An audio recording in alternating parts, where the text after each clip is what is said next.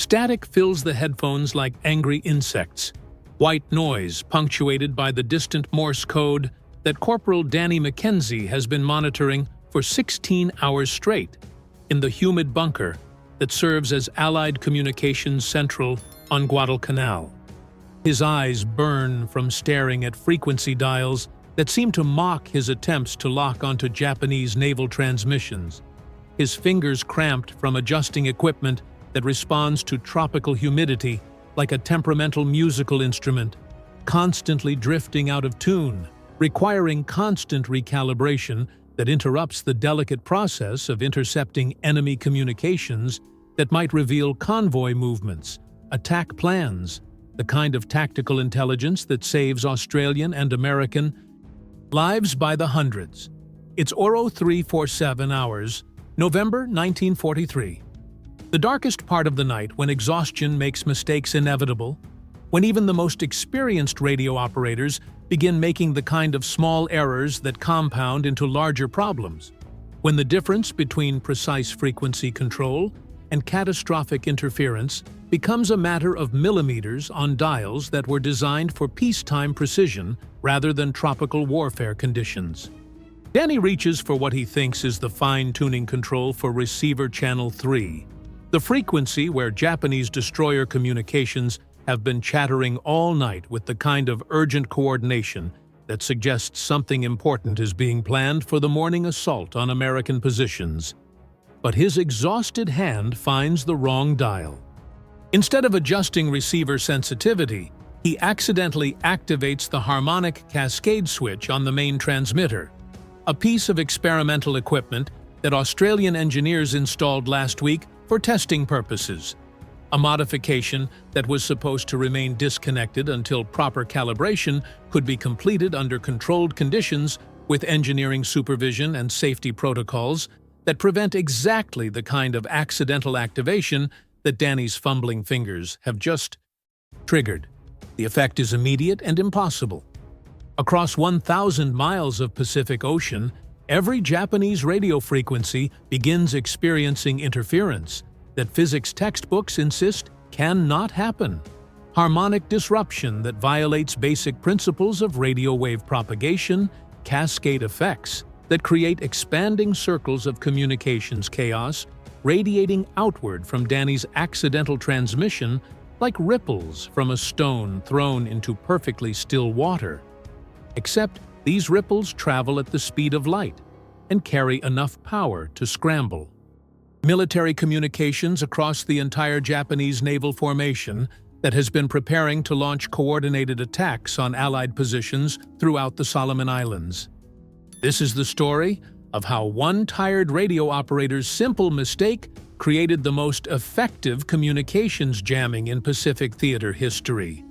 Disrupted Japanese naval coordination at the critical moment when precision timing meant the difference between successful invasion and catastrophic failure. Demonstrated that some of the most important military innovations emerge not from careful planning, but from accidental discoveries that reveal possibilities nobody knew existed until someone made exactly the right mistake at exactly the right moment, under exactly the right conditions to change the course of warfare in ways that would influence military communications for decades. The Pacific Theater in 1943 operates on the knife edge of communications technology, where radio waves carry the difference between coordinated victory and chaotic defeat across thousands of miles of ocean that separate scattered island bases, isolated naval formations, aircraft carriers that must maintain contact with land-based command, while operating beyond visual range of anything except endless water and enemy forces whose positions remain unknown until radio intercepts reveal their intentions or their movements create detectable patterns in the electromagnetic spectrum that trained operators like Danny spend their lives learning to recognize and interpret. Japanese naval communications follow protocols developed through years of combat experience, frequency allocation schemes that distribute different types of traffic across carefully separated radio bands to prevent interference, reduce detection probability, maintain the kind of systematic organization that allows complex military operations to unfold with the precision that modern warfare demands. Destroyer squadrons operate on specific frequencies. Submarine communications use different bands, aircraft coordination requires separate channels, and command coordination between fleet elements follows carefully planned schedules that minimize transmission time while maximizing information transfer efficiency. The system works because everyone follows the rules. Radio operators transmit only when scheduled, use assigned frequencies exclusively, maintain power levels that provide adequate signal strength without creating unnecessary interference with other communications. The electromagnetic spectrum becomes a carefully choreographed dance where each participant knows their role, respects the boundaries that keep the system functional, understands that deviation from established protocols creates confusion that can cascade into tactical disaster when split-second timing determines whether naval gunfire hits enemy positions or friendly forces. But Danny's accidental activation of the harmonic cascade transmitter introduces variables that Japanese communications planners never anticipated. Frequency interactions that create interference patterns extending far beyond the normal range of radio jamming, electromagnetic effects that violate the basic assumptions underlying military communications security throughout the Pacific theater. The experimental Australian equipment begins generating what engineers call sympathetic resonance, radio waves that interact with existing transmissions in ways that amplify rather than block signals, creating feedback loops that transform coherent communications into incomprehensible static. The Japanese destroyer Amagiri, flagship of the naval formation preparing to assault Henderson Field, experiences the first effects at 3:48 hours when routine communications with escort vessels suddenly dissolve into white noise that defies every troubleshooting procedure that radio operators have learned through years of maintaining communications under combat conditions. The interference doesn't follow normal patterns. Instead of blocking specific frequencies, it seems to corrupt all frequencies simultaneously, creating the kind of systematic communications breakdown that suggests equipment failure rather than enemy jamming, internal problems rather than external attack. Lieutenant Commander Sakamoto, responsible for coordinating the naval bombardment that will precede the morning assault, initially assumes that atmospheric conditions are causing unusual propagation effects, the kind of electromagnetic disturbance that tropical weather sometimes creates when temperature inversions and humidity interact with radio waves in ways that bend signals beyond their intended reception areas, create skip patterns that interfere with normal communications, require patient adjustment rather than immediate alarm. But the interference intensifies rather than diminishing, spreads to backup frequencies rather than remaining isolated to primary channels, demonstrates characteristics that trained communications officers recognize as artificial rather than natural, deliberate rather than accidental, systematic rather than random. The pattern suggests enemy jamming equipment far more sophisticated than anything Allied forces have demonstrated previously. Frequency-agile transmitters capable of following Japanese communications across multiple bands simultaneously. Power levels that indicate major installations rather than portable battlefield equipment. The reality is both simpler and more complex than Japanese analysis suggests. Danny's accidental activation of the harmonic cascade transmitter has created what modern engineers would recognize as an early form of spread-spectrum interference, electromagnetic effects that interact with existing radio traffic in ways that amplify natural propagation anomalies, creating feedback loops that generate far more disruption than the original signal strength would normally produce. It's like using a small mirror to reflect sunlight in ways that create much larger areas of illumination, except the reflection involves radio waves and the illumination is interference that makes military communications impossible across vast areas of ocean. The technical explanation involves complex interactions between carrier frequencies, harmonic generation, and atmospheric propagation effects that even the Australian engineers who designed the experimental equipment don't fully understand. They intended to create a precision jamming device capable of targeting specific enemy frequencies without disrupting Allied communications. Instead, Danny's accident has activated something closer to electromagnetic warfare, broadcasting effects that interfere with all radio traffic within range, regardless of frequency, power level, or transmission protocols. Within 30 minutes, Japanese naval communications across the entire Solomon Islands operation begin experiencing systematic breakdown that commanders interpret as evidence of coordinated Allied electronic warfare capabilities far exceeding previous intelligence estimates. Individual ships report complete loss of radio contact with formation commanders. Submarine communications disappear entirely. Aircraft coordination becomes impossible when pilot reports dissolve into static that provides no useful tactical information. The carefully planned assault begins disintegrating into individual actions by isolated units that cannot coordinate with each other or receive updated orders from commanders who no longer possess accurate information about battlefield conditions. But the most devastating effect occurs in Japanese code transmission systems, where the harmonic interference interacts with encrypted communications in ways that make successful decoding impossible, even when fragments of signal penetrate the electromagnetic chaos. Code clerks report receiving transmissions that appear to contain valid Japanese characters, but form no coherent meaning when processed through standard decryption procedures, suggesting either massive transmission errors or Allied cryptographic capabilities that have somehow learned to corrupt Japanese codes without completely blocking their transmission. The confusion spreads through Japanese command structures like a virus attacking the nervous system of complex military organization. Individual commanders, unable to communicate with higher authority or coordinate with adjacent units, begin making independent tactical decisions based on incomplete information and assumptions that prove increasingly inaccurate as the situation develops beyond their ability to monitor or control. The coordinated assault transforms into a series of isolated attacks that occur at different times, target different objectives, employ different tactics that fail to support each other, or achieve the cumulative effect that successful amphibious operations require. Meanwhile, Allied forces experience their own confusion, but confusion that works to their advantage.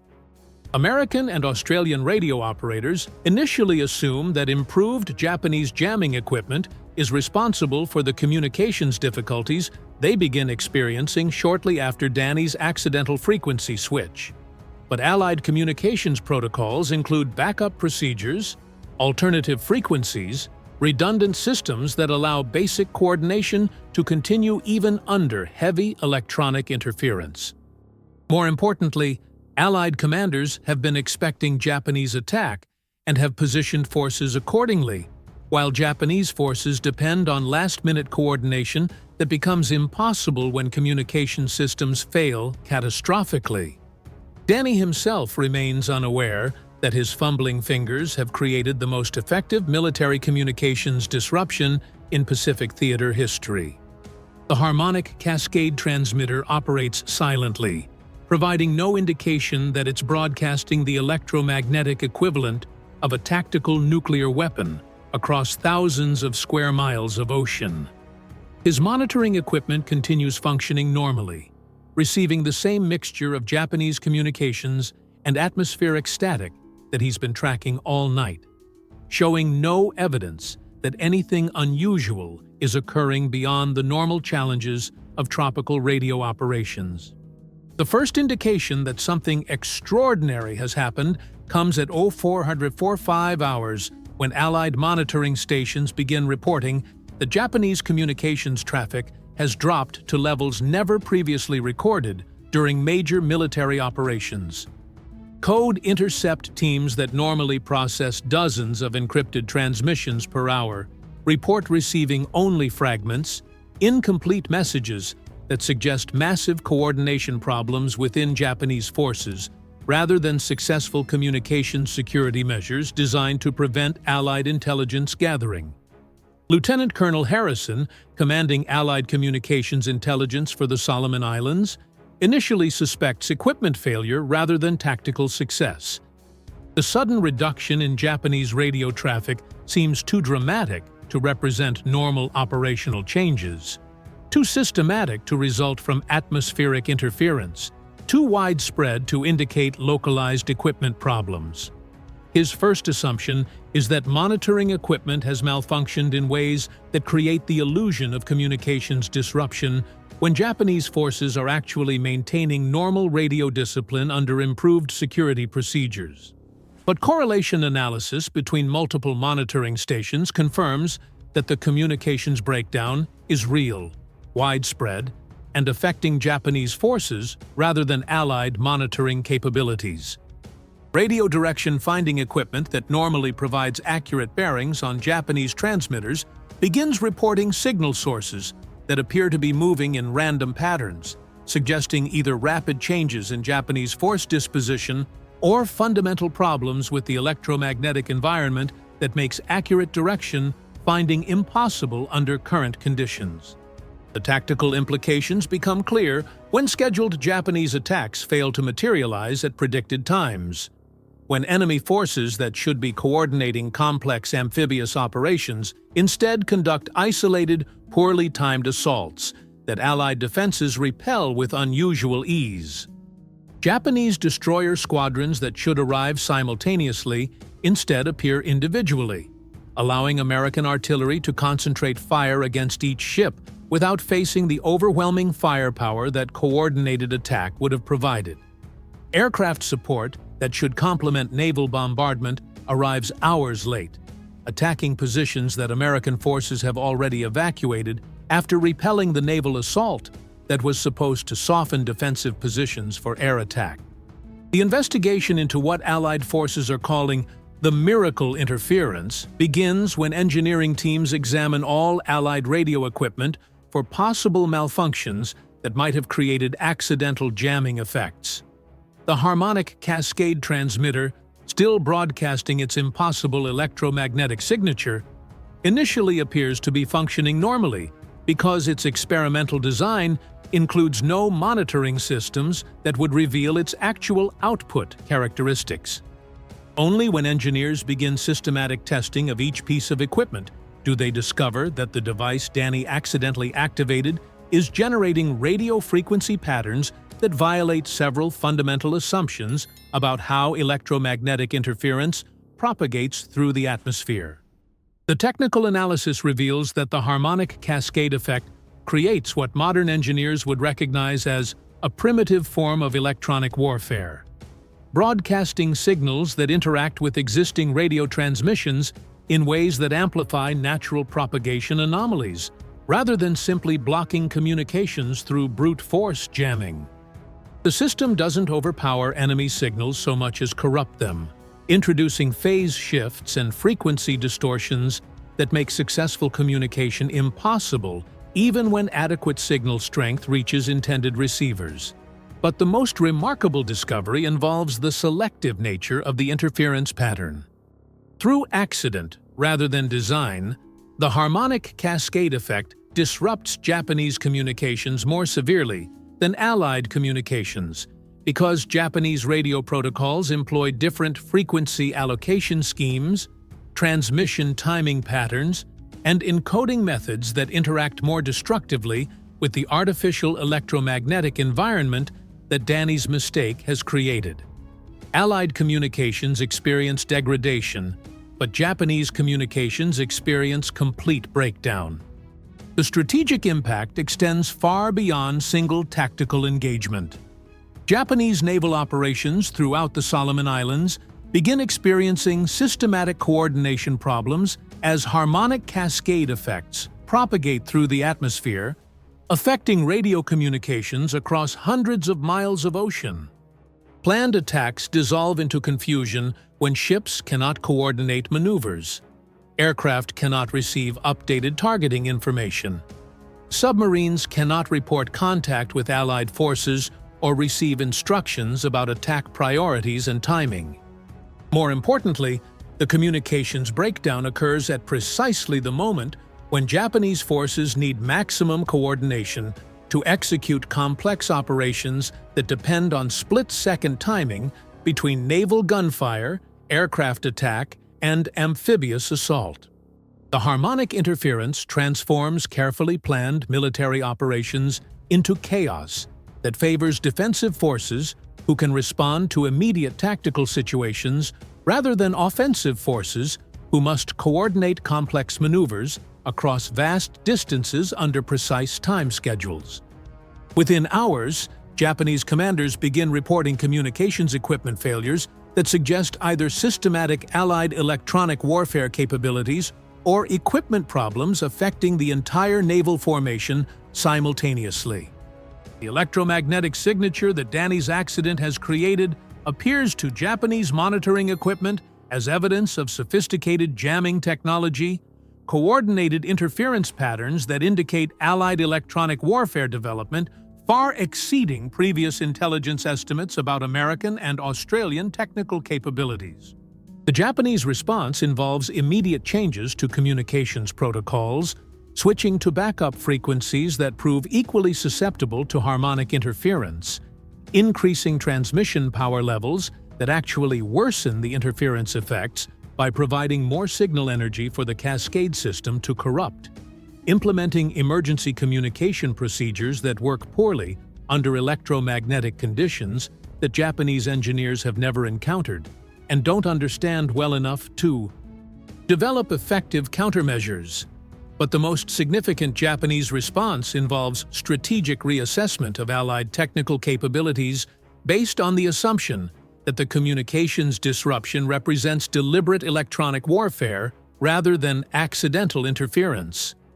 Japanese intelligence begins analyzing Allied radio operations for evidence of sophisticated jamming equipment, frequency-agile transmitters, coordinated interference patterns that would require substantial technical resources and advanced engineering capabilities to develop and deploy effectively. The intelligence analysis concludes that Allied forces possess electronic warfare capabilities far exceeding previous estimates, technical advantages that might extend beyond communications jamming to include radar interference, navigation disruption, and other forms of electromagnetic warfare that could fundamentally alter tactical calculations throughout the Pacific theater. Japanese strategic planning begins incorporating assumptions about Allied electronic warfare that prove both incorrect and influential, leading to tactical modifications designed to counter capabilities that exist only because of Danny's accidental frequency switch. Meanwhile, Allied forces struggle to understand and replicate the communications effects that Danny's mistake has created. Engineering teams attempt to reverse engineer the harmonic cascade effect by analyzing the electromagnetic signature that monitoring equipment has recorded, trying to determine how accidental equipment activation has created interference patterns that prove more effective than any deliberate jamming technology previously developed by American or Australian engineers.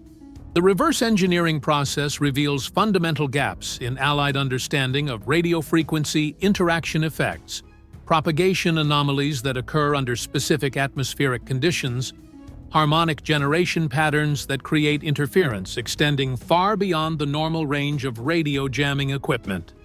The harmonic cascade transmitter has accidentally discovered electromagnetic phenomena that radio engineers are only beginning to understand, effects that suggest possibilities for electronic warfare development that could revolutionize military communications throughout the war.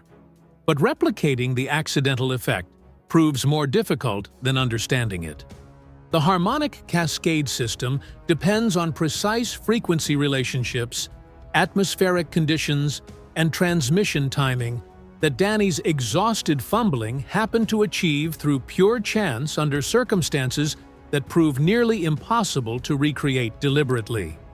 Attempts to activate the harmonic cascade effect under controlled conditions produce electromagnetic interference, but not the widespread, selective communications disruption that Danny's accident created through the perfect combination of equipment settings, atmospheric propagation, and transmission timing.